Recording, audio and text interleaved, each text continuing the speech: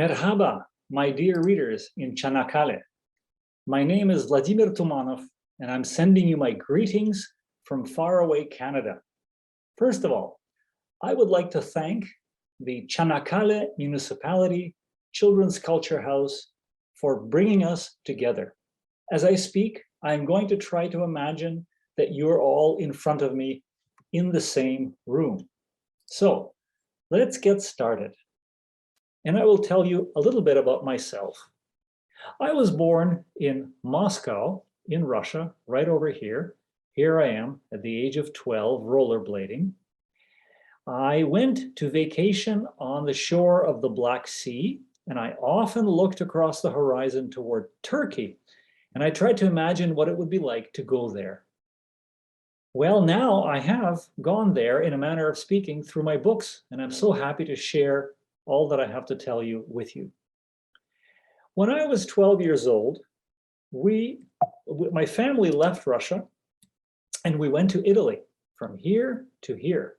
Here I am in Venice, and also this is in Venice. And Italy was a wonderful experience for me.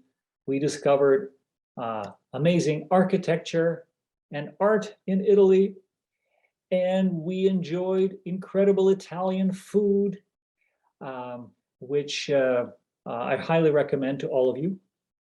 And then from Italy, we took an airplane across the ocean all the way to Canada, where we came to settle. In Canada, which is right here, Toronto, we did not have much. So for example, our first dog had to sleep in a briefcase. And then we had a second dog who was much bigger and furrier. Here you can see my dog in my arms. In Canada, I learned English. I went to school. When I grew up, I had children of my own. Here are my children. This is Alex, and this is Vanessa. Now, Alex had a problem. He was afraid of math. And that reminded me of me in school back in Russia. As you can see here, this is a picture of me and my class in Russia. And I was very scared of math, whereas this boy was excellent at math. And I wanted Alex to be like him. But how to solve this problem? And that's when, believe it or not, our dog suggested the solution. Our dog was called Pippi Longstocking. And that is the name of a character in a famous children's book. And so my dog reminded me of Pippi Longstocking and Pippi's solution to the math problem. Here is how Pippi Longstocking deals with math. Here is the teacher who asks Pippi to solve this problem. Gustav was with his schoolmates on a picnic. He had a quarter when he started out and 7 cents when he got home. How much did he spend? And Pippi answers, and I also want to know why he was so extravagant, and if it was pop he bought, and if he washed his ears properly before he left home. So what has Pippi done here? She has taken math and turned it into a story. And of course, everyone loves stories. Stories are exciting. Alex also loved stories. He loved Harry Potter. Alex dressed up like Harry Potter.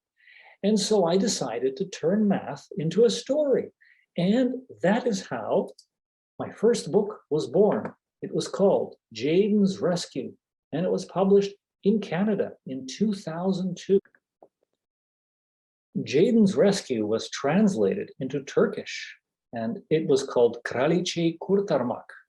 You can see children reading it on this photo and on this one. It became very popular, and children were very excited about the heroes, about Queen Jaden, about Monoculus, and about Rekner. And then the book was translated not just into Turkish, but also into Czech, and into Chinese, and into Russian, and other languages. Then children began to write me letters and ask me questions. Here is a letter from a Canadian child from last year, from this year.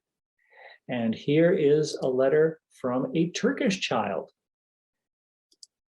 And you probably want to know what happened to Alex. Well, Alex grew up and he is no longer afraid of math. In fact, he works with math because he works as a Google engineer.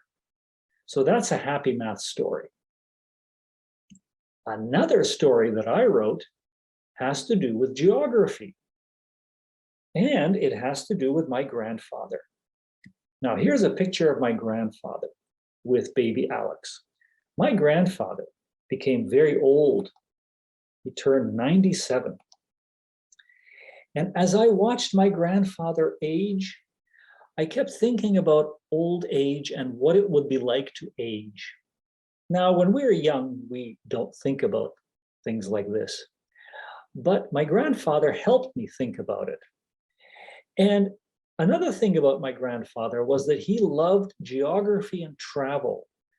And he and I used to watch movies about travel, and we used to play geography games. But when he became very old, he could not travel, and that made him very sad. And so I decided to write a book about old age and geography.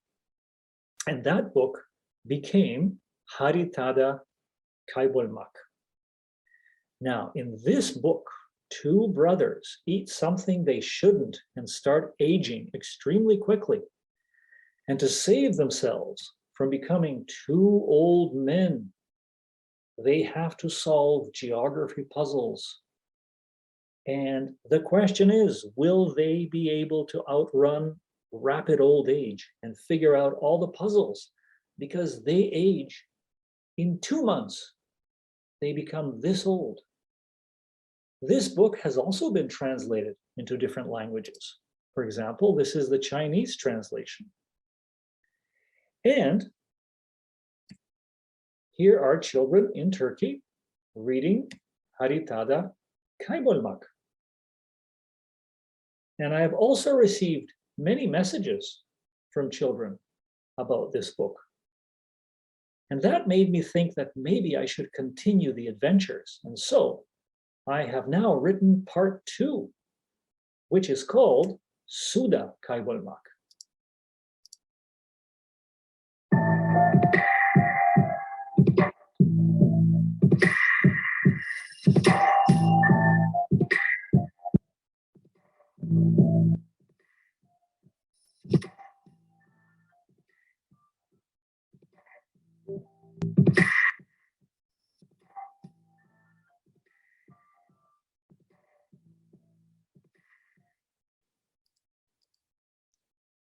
Now, in this story, the same two brothers are caught in a global flood and have to keep afloat.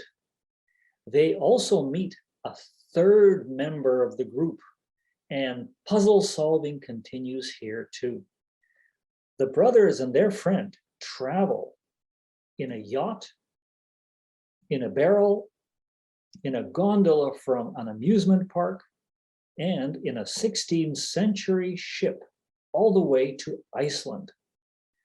Haritada Kaybolmak and Suda Kaybolmak are part of a series called Gizemli Haritalar Dizisi.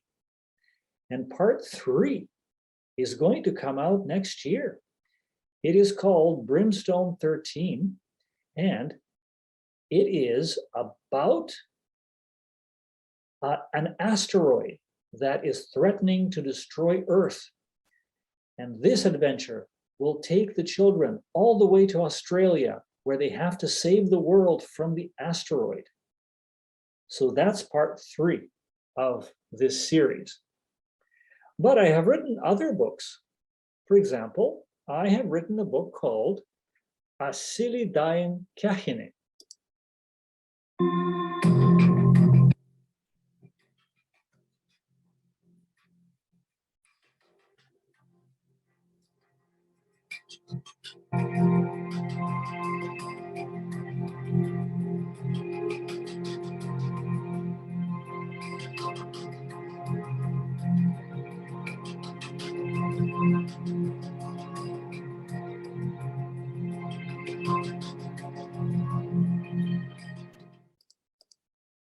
Now, the idea for this book came to me when one day I was driving through the Rocky Mountains of Canada, which look like this. I found out that a terrible event happened in a small town that I was passing. Now, this is what the town looked like in 1903. It's called Frank. This mountain collapsed and fell on top of the people while they slept in the middle of the night and buried everyone. And I thought of turning this into a story about a spunky little girl called Cassandra. So what happens in this book? Well, in 1967, when Cassandra turns 12, she lives a normal life with her parents. She goes to school, she has friends and dreams of getting earrings. But one day she finds out that her town will be buried under a mountain. And she tries to warn everyone in the town, but no one believes her. How can Cassandra save all these people? They begin to hate her and her family. Her warnings are scaring away the tourists that come to this mountain town.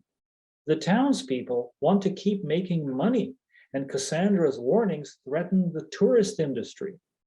The adventure takes us into the past and into the future as Cassandra and her friends struggle against many obstacles before it's too late.